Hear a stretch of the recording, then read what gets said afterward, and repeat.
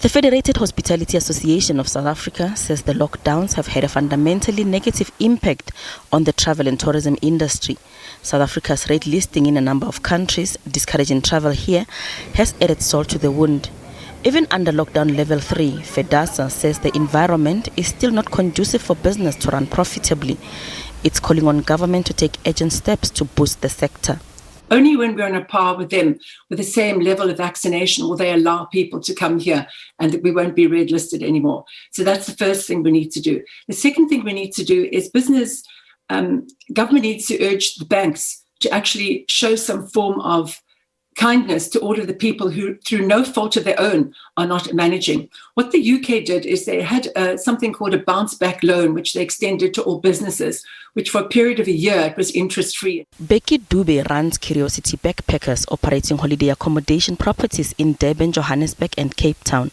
He says the past year and a half have been very difficult for business. He says government support hasn't done much to cover overall costs of keeping the doors open. With the easing of lockdown restrictions, he has pinned his hopes on local travelers, but he says the interest in traveling is not where it used to be.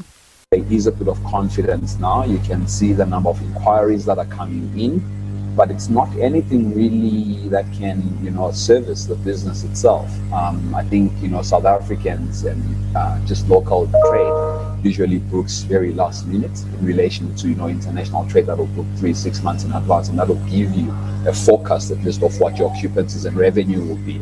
So we hope that, like now with things being at level 3, we will get a bit of weekend trade.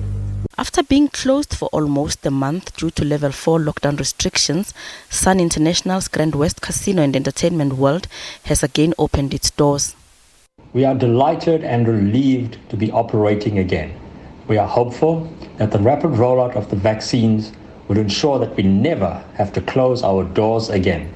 According to Stats SA data, the volume of tourists decreased by 72.6% in the past year.